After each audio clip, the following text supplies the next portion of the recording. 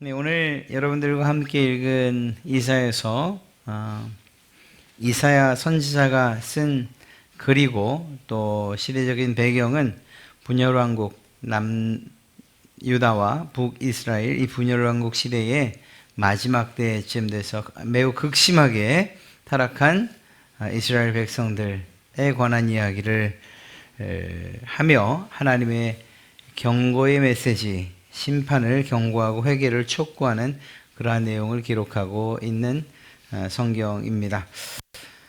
이사야는 모든 선지서가 마찬가지지만 1차적으로는 경고하고 또 그 죄로부터 돌이켜 회개하기를 촉구합니다. 그러나 동시에 모든 말씀의 중간중간 하나님께서 그들에게 선포하시는 회복의 메시지와 그 회복의 메시지에 담긴 하나님의 사랑을 함께 전하고 있는 것을 보게 됩니다. 이사야 시대로부터 약 100에서 150년 후에 있을 바벨론 포로 그리고 또 귀환 시대까지 예언을 하고 있는 것을 보게 되죠. 특히 오늘의 본문은 저희가 1장 전체를 읽은 것도 아닙니다만 왜냐하면 1장 후반부에도 또 2장에 들어가서도 많은 내용들 지금 드리는 바 종교적으로 도덕적으로 타락한 이스라엘의 모습들 극심하게 타락했던 그러한 상황들을 기록하고 있는 것을 보게 됩니다. 중요한 것은 이러한 하나님께서 심판을 말씀하시고 경고하실 때에 회복을 선언하시는 그러한 방식 가운데에 특별히 이사야서를 통해서는 남은 자에 대한 사상을 계속적으로 말씀하고 계시다는 것입니다. 하나님께서 어떠한 경건한 사람들을 남겨두시겠다는 거예요. 하나님의 심판이 진행되는 가운데에도 하나님께서 택하신 바 경건한 사람들을 남겨두시겠다고 하는 거죠. 바로 남은 자를 이야기하는 것입니다. 나라가 완전히 망하고 또 백성들이 다 죽는 이런 상황이 혹여 벌어진다 하더라도 또 온 땅이 난리가 난다 할지라도 그 가운데에 하나님께서 택하신 백성들 즉 남은 자를 남겨두시겠다. 어떠한 사람들을 남겨두시겠다라고 하는 것을 이야기하는 것이죠. 이것은 이스라엘 편에서 볼 때에는 희망이라고 이야기할 수 있을 것입니다. 코로나 시대로 들어와서 몇 달 지났습니다만 참 힘들고 어렵다라고 하는 이야기를 어렵지 않게 듣게 됩니다. 그런 가운데에서도 이 백신이라고 하는 것이 나오기만 한다면 하는 이러한 희망을 우리가 가지고 있지 않습니까? 사실 이러한 어려운 시대뿐만 아니라 우리가 이미 지내왔던 그러한 힘들고 암울했던 시기들이 있었고 그것을 또 돌이켜 볼 때에도 역시 그러한 상황 가운데서 하나님이 주시는 희망의 끈과 희망의 빛들은 있었다는 사실들을 알 수가 있는 것이죠. 절망이라는 말이 더 하기 쉽고 그리고 또 그 말과 함께 우리의 삶도 점점 피폐해져 가는 것 같지만 놀랍게도 이러한 절망은 오직 희망으로만 이길 수 있다는 사실입니다. 그리고 무엇보다 절망을 이기는 희망은 우리가 만들어낸 헛된 희망이나 혹은 그저 상상으로만 만들어낸 희망을 이야기하는 것은 아니고 하나님께로부터 희망의 주인이신 주인공이시고 또 그 일을 실제로 이루실 능력 있는 하나님께로부터 오는 희망이라야 한다는 것 가지고 우리는 잘 알 수가 있습니다. 잠시 말씀드렸던 것처럼 이스라엘 백성들은 절망의 시대를 살아가고 있었다 이렇게 이야기해도 틀리지 않을 것입니다. 물론 그 절망이 무엇으로부터 왔는가라고 한다면 이스라엘 백성들의 죄악으로부터 왔다라고 이야기할 수 있고 그것이 사실입니다. 성경은 이스라엘 백성들이 어떠한 상황에 처했는지에 대해서 이야기를 하고 있는데요. 당시에 남유다는 우시아 왕의 죽음을 기점으로 해서 국력도 쇠퇴해져 가고, 그리고 그렇게 한번 기울어진 이러한 힘이 좀처럼 회복되질 못합니다. 그러다 보니까 주변에 있던 나라들이 이스라엘을, 이 유다를 우습게 여기죠. 그래서 아람, 에돔, 블레셋, 아수르, 마침내는 바벨론까지 침략을 그들의 침략이 이어집니다. 오늘 본문은 그러한 침략의 피해 상황들을 먼저 잘 묘사해 놓고 있어요. 6절과 7절 말씀을 보면 발바닥에서 머리까지 성한 곳이 없이 상한 것과 터진 것과 쇠로 맞은 흔적뿐이거늘 그것을 짜며 싸매며 기름으로 부드럽게 함을 받지 못하였도다. 너희의 땅은 황폐하였고 너희의 성읍은 불에 탔고 너희의 토지는 너희 목전에서 이방인에게 삼켜졌으며 이방인에게 파괴됨 같이 황폐하였고, 이것이 범죄한 유다와 이스라엘, 그리고 그들을 심판하신 하나님, 그리고 그 심판의 결과의 처참함이라고 이야기할 수 있을 것입니다. 주변 강대국들에 의해서 침략을 당하고, 그리고 또 전쟁으로 황폐해진 모습을 이렇게 잘 묘사하고 있는 것이죠. 다시 말씀드리지만 이렇게 모든 것들이 무너져버리고 그리고 다 불타버린 것 같은 이 상황 가운데서도 놀랍게 하나님은 희망을 전해주고 계신다라는 것입니다. 완전히 멸하지 않고 남겨두셨다라는 거예요. 9절에 만군의 여호와께서 우리를 위하여 생존자를 조금 남겨두지 아니하셨다면 우리가 소돔 같고 고모라 같았으리로다. 소돔과 고모라의 그 마지막이 어떻게 되죠?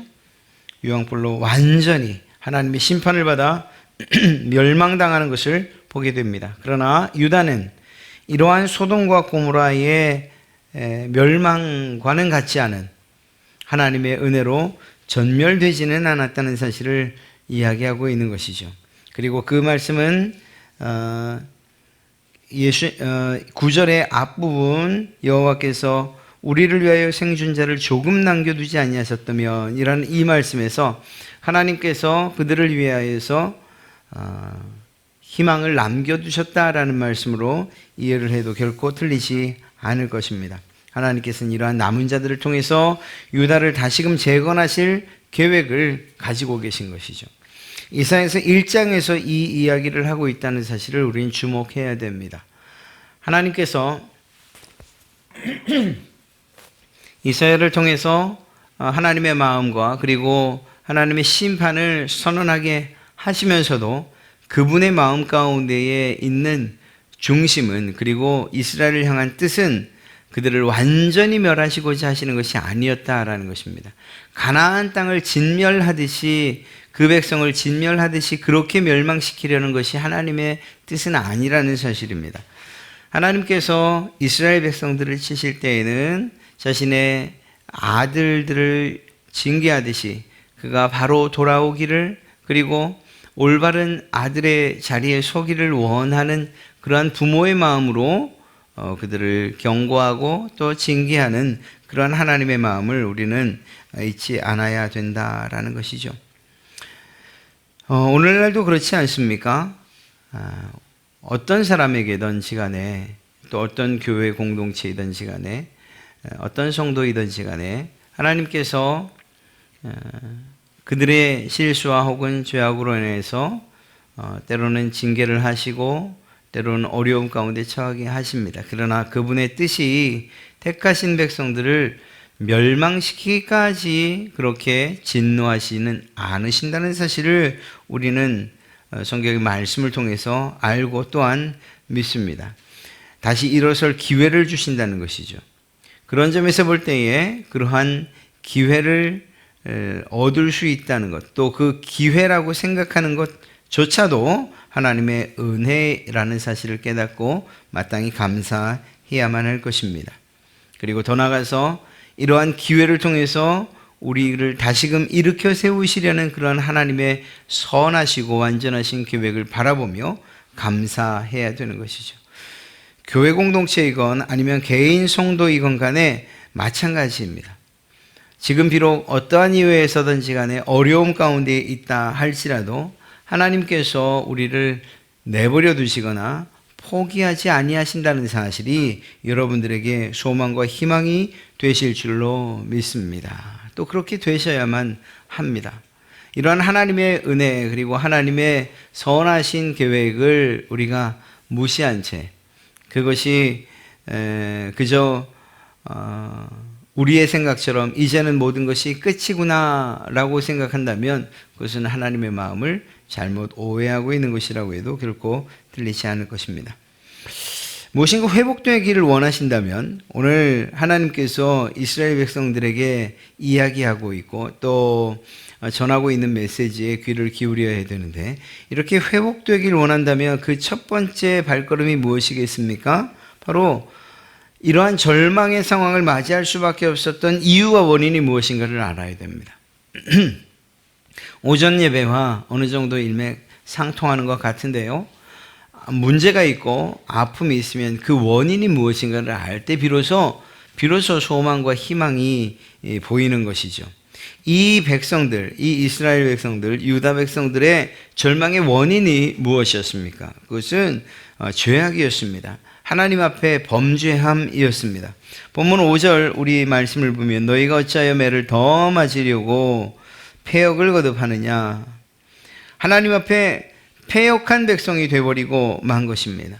하나님은 거룩한 백성이 되라고 그들을 부르셨는데 하나님의 영광을 선포하는 백성이 되라고 그들을 부르셨는데 세상에서도 보지 못하는 그러한 패역함을 이스라엘 백성들 가운데서 보게 되는 것입니다.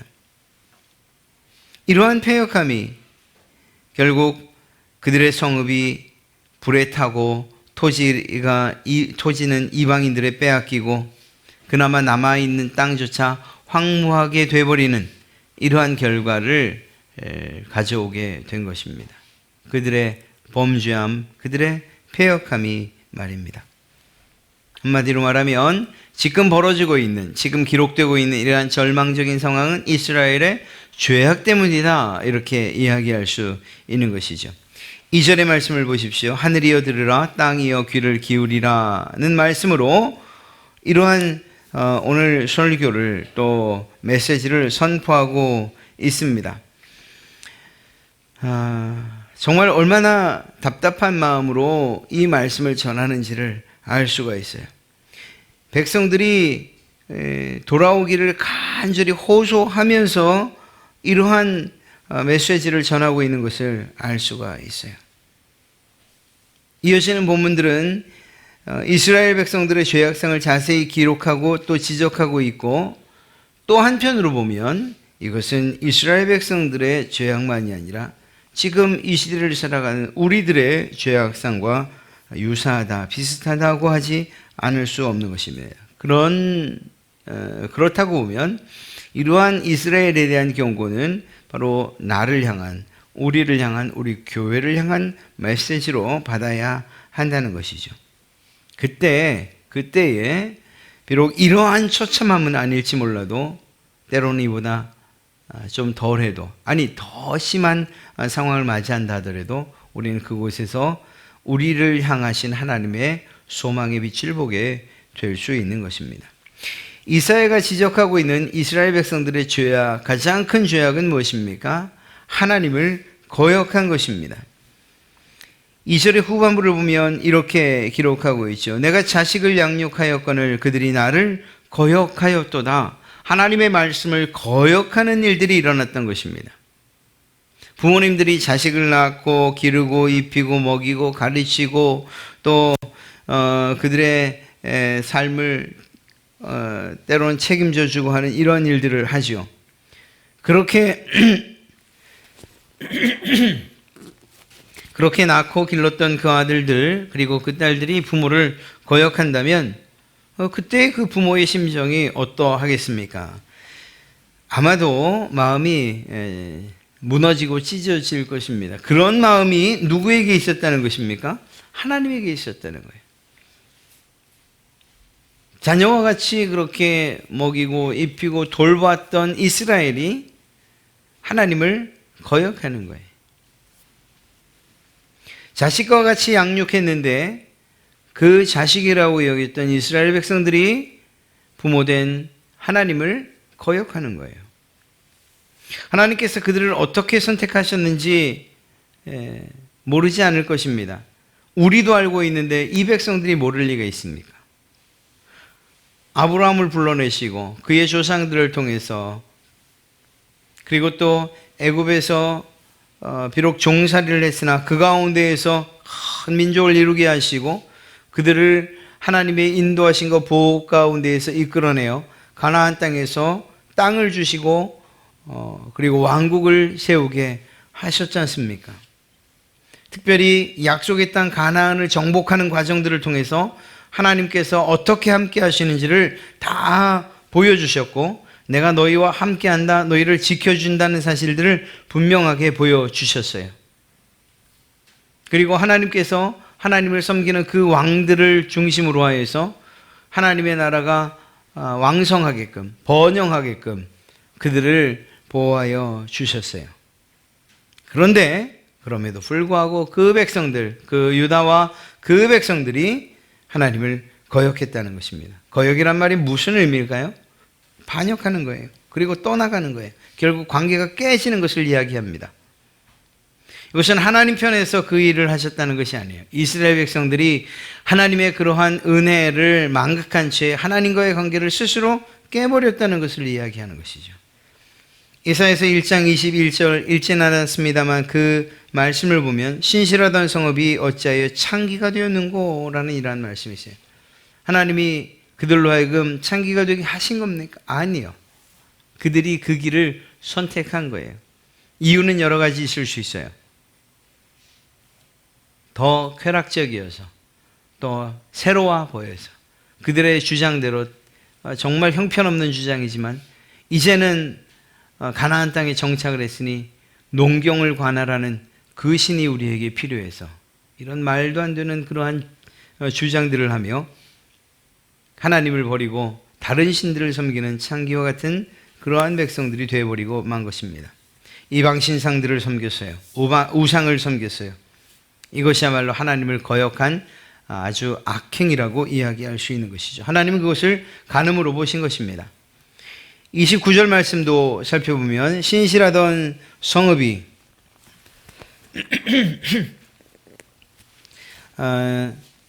너희가 기뻐하던 상수리 나무로 말미암아 너희가 부끄러움을 당할 것이요 너희가 택한 동산으로 말미암아 수치를 당할 것이며.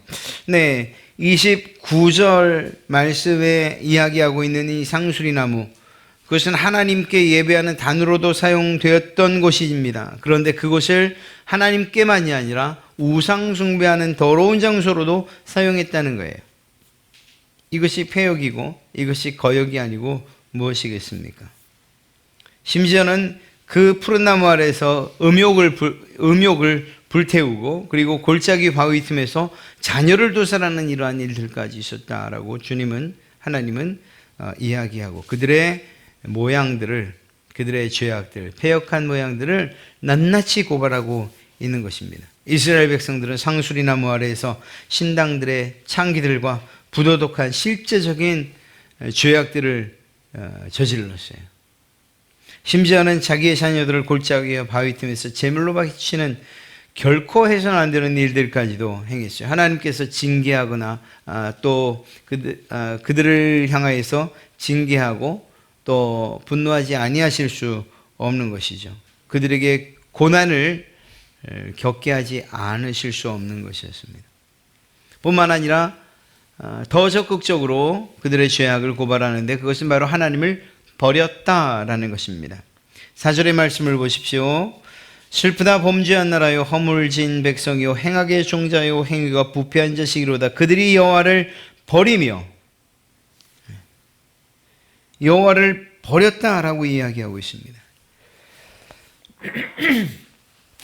역대하 15장 2절 말씀 후반절을 보면 너희가 만일 그를 찾으면 그가 너희와 만나게 되시려니와 너희가 만일 그를 버리면 그도 너희를 버리시리라. 이스라엘 백성들을 향해서 말하는 거예요. 너희가 만일 하나님을 버리면 하나님도 너희를 버리실 거다. 그 일이 지금 이렇게 실제로 일어난 것이죠. 하나님을 버린 자들의 그러한 비참함이 얼마나 극심한지 신약 성경에서는 탕자의 비유를 통해서 잘 이야기하고 있고요. 또 이스라엘의 왕들의 이야기 가운데서도 너무나도 쉽게 찾아볼 수 있는 거예요. 사울왕을 보십시오. 사랑을 받을 때에 그가 얼마나 하나님께로부터 높임을 받았습니까? 그런데 그 사울왕이 하나님을 버리자 하나님도 그를 철저하게 버리시는 그러한 모습들을 보게 되죠. 얼마나 처참한 삶을 삽니까? 사울은 전장에서 죽고 그 아들들도 함께 죽는, 온 집안이 멸망하는 그러한 일들을 당하죠. 뿐만 아니라 4절 후반부를 보면 이스라엘의 거룩하신 일을 만홀히 여겨 멀리하고 물러갔다, 이렇게 기록하고 있습니다. 만홀히 여겼다는 말이 무슨 말입니까? 경멸했다, 멸시했다, 무시했다, 이러한 이야기죠.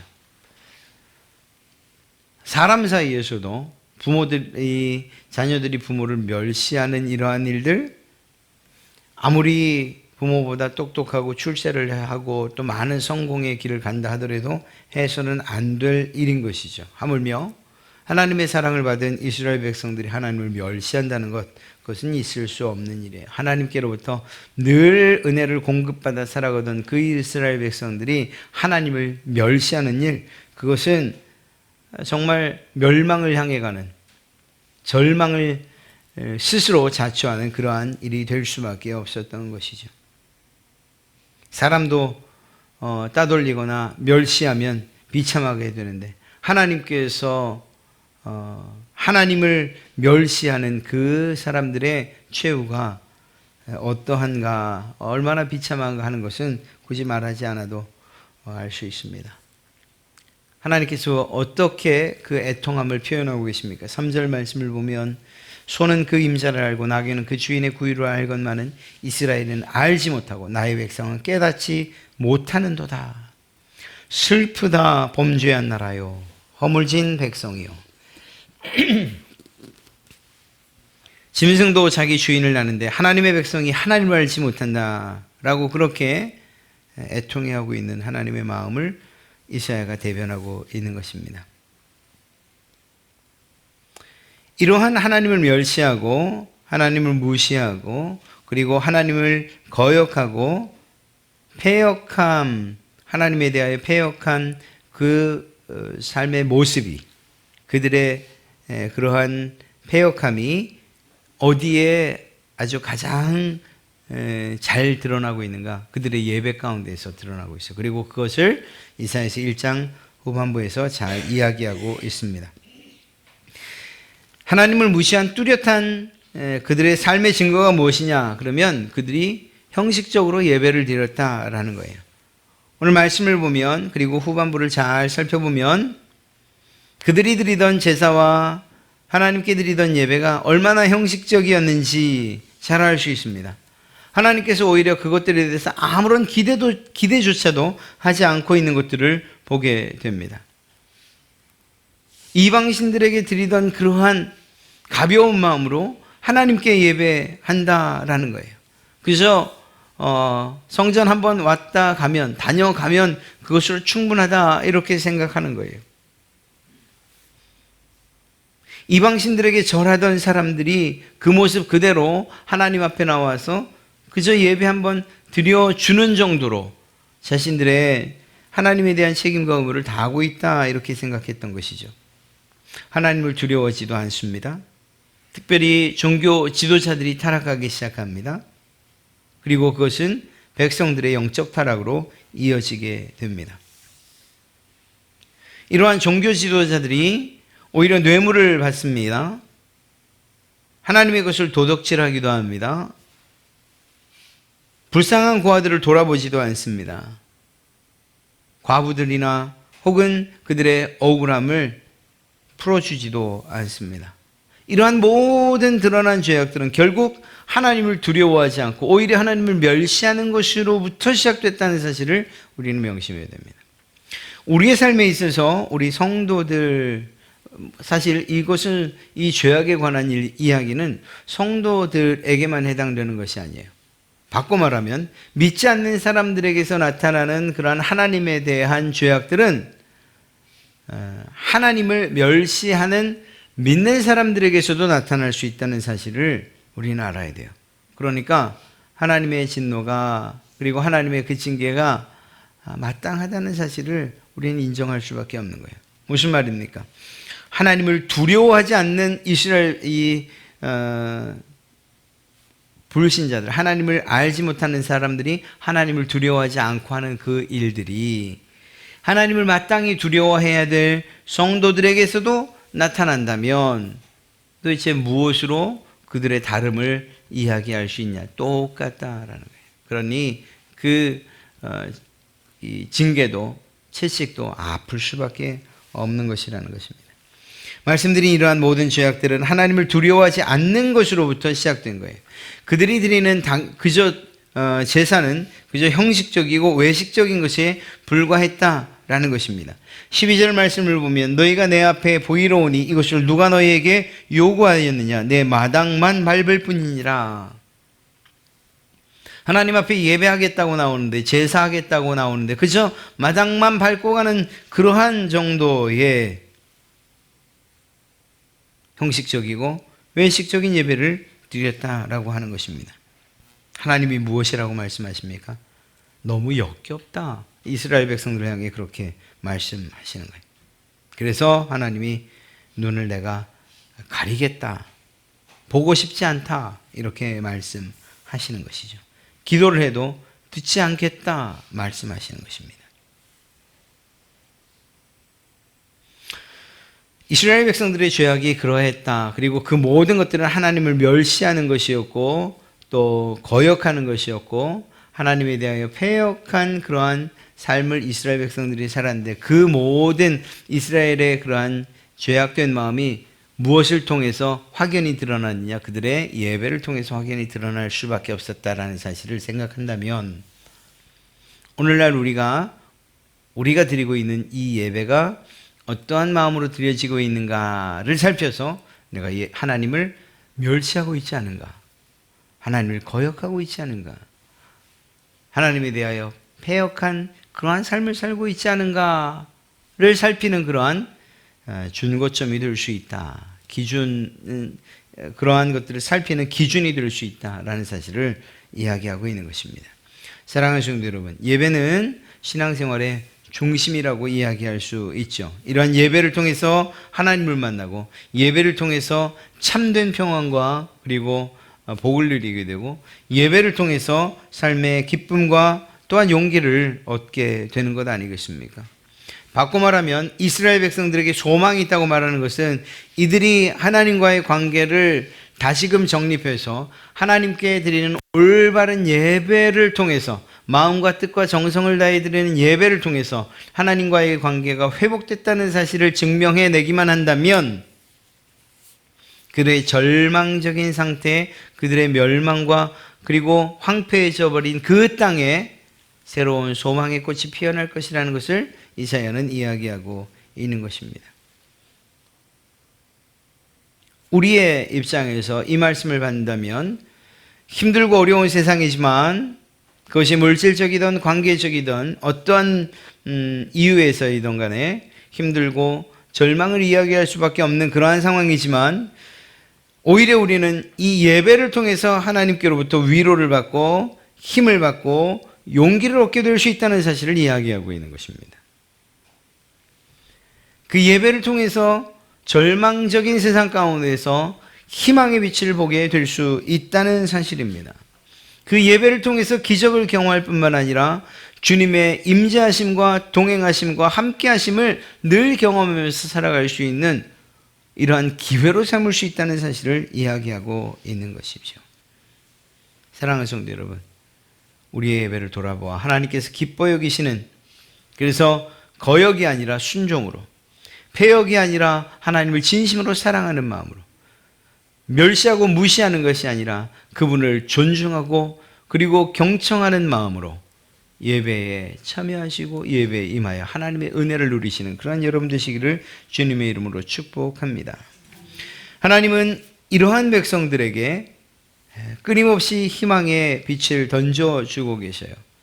남은 자라고 할 때 그들이 거룩함으로 그리고 내가 정말 깨끗하고 성결한 삶을 살았기에 하나님께서 남겨두셨다라고 그렇게 이해할 수도 있습니다만, 그러나 이 남은 자조차도 하나님의 은혜라고 우리는 생각해야만 합니다. 하나님께서 그들을 남겨두신 거예요. 하나님께서 생존자를 남겨두지 아니하셨다면 그러면 소돔과 고모라와 같았을 것입니다. 9절에서 그것을 분명하게 이야기하고 있지 않습니까? 만군의 여호와께서 우리를 위하여 생존자를 조금 남겨두지 아니하셨다면 누가 남기신 겁니까? 하나님이요.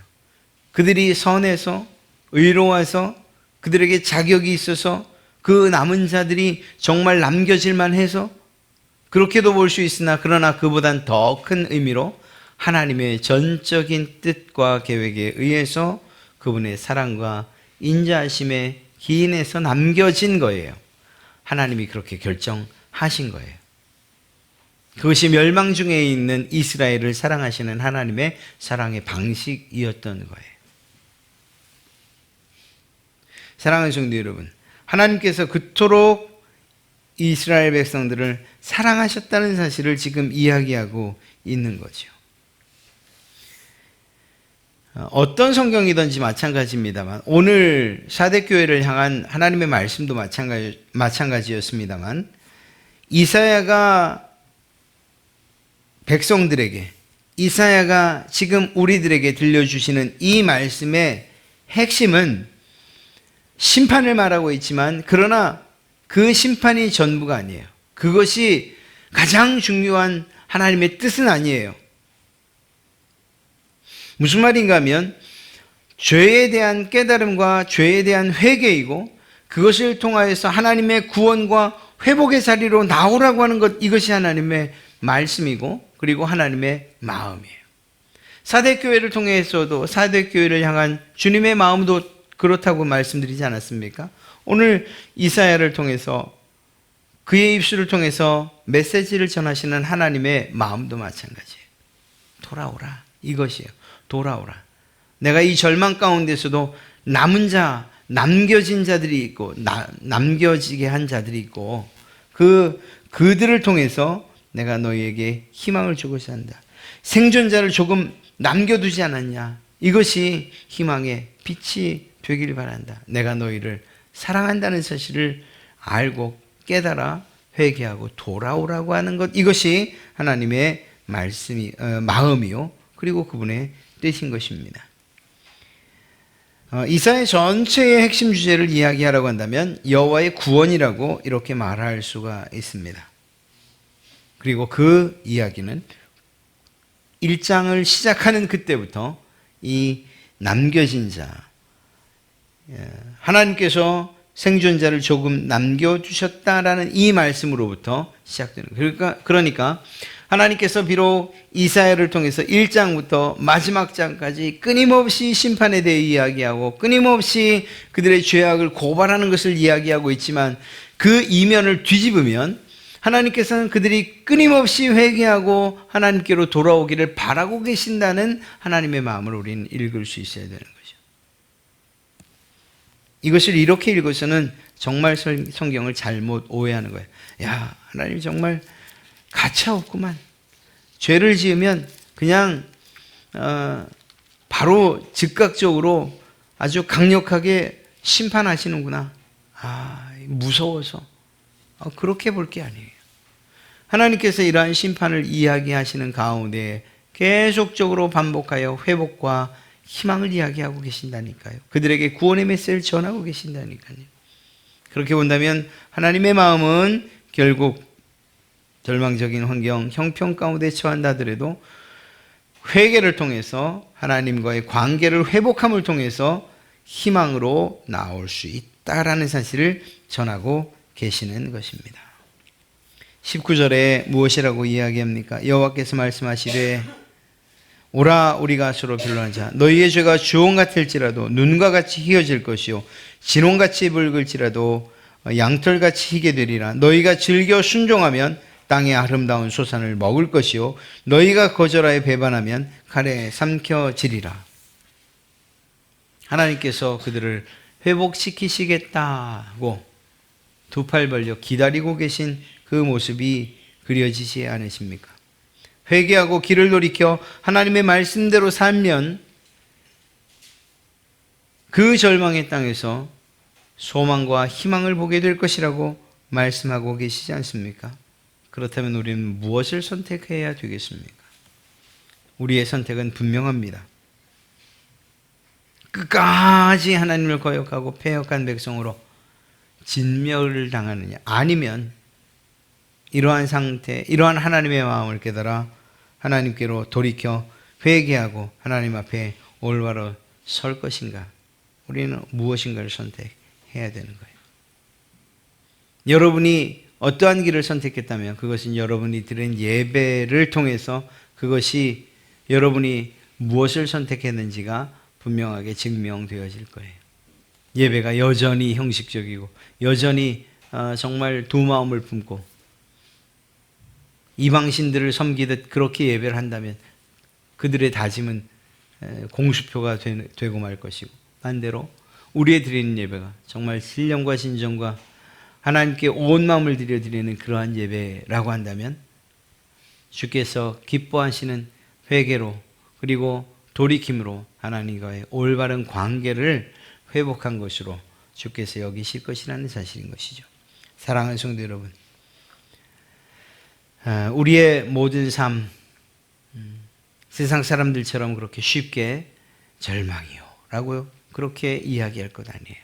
하나님은 언제나 우리에게 소망을 주시길 원하고 우리를 회복시키길 원하시며 하나님과의 온전한 관계를 우리와 맺기를 원하시는 그분이 하나님이시죠. 이러한 하나님의 선한 뜻과 그분의 의도를 알아 하나님의 마음을 이해하고 그리고 하나님께서 원하시는 바 하나님과의 올바른 관계를 회복하심으로 말미암아 하나님께서 우리에게 주시는 그러한 희망의 자리로 나아가시는 그러한 여러분 되시기를 주님의 이름으로 축복합니다.